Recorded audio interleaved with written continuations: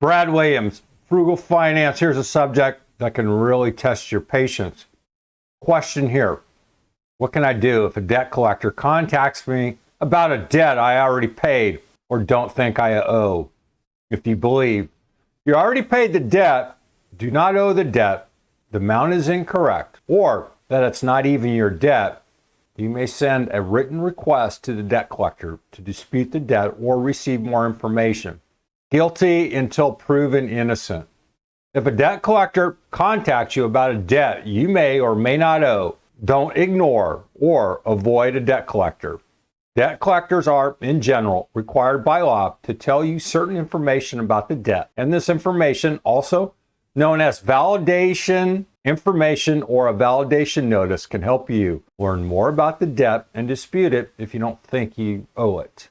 Validation information must include the name of the creditor, the amount owed, that you can dispute the debt, and that if you don't dispute the debt within 30 days, the debt collector will assume the debt is valid. That if you dispute the debt in writing within 30 days, the debt collector will provide verification of the debt. That if you request the name and address of the original creditor within 30 days, if different from the current creditor, the debt collector will provide you that information. Here are some sample letters. Perhaps, maybe they're available, maybe they're not. This article will be linked below.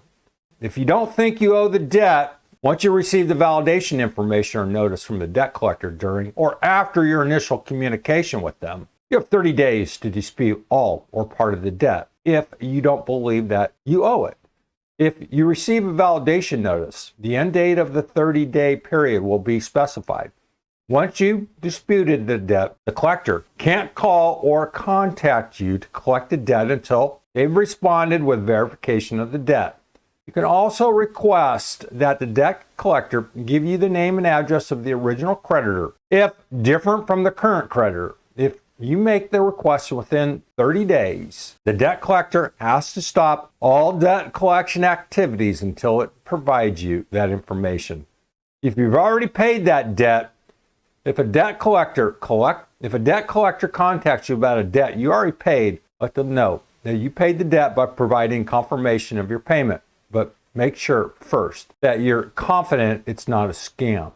If you're sure that you're talking with a legitimate debt collector, you can send copies of the documents that prove you made the payments, including canceled checks or credit card statements. You may also include copies of any correspondence about settling the debt. Don't send original documents, only copies, so you can keep the originals as proof.